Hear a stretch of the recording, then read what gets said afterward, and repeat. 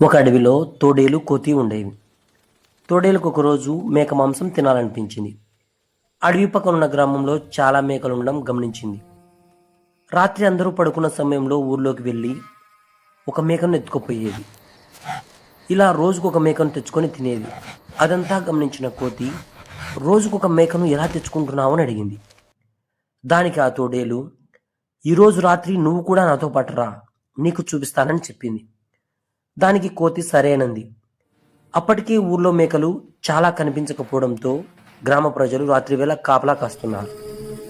ఈ విషయం తెలియని కోతి తోడేలు ఊర్లోకి ప్రవేశించాయి. మేకల మందలోకి వెళ్ళగానే అప్పటికే కాపు కాసిన జనం తోడేలు కోతిని పట్టుకుని చితక్కొట్టారు. నాకేం తెలియదు బాబోయ్, నాకేం తెలియదు బాబోయ్, కేవలం తోడేలతో పాటు వచ్చారని కోతి మొత్తుకున్నా వినకుండా మరిన్ని దెబ్బలు కొట్టారు.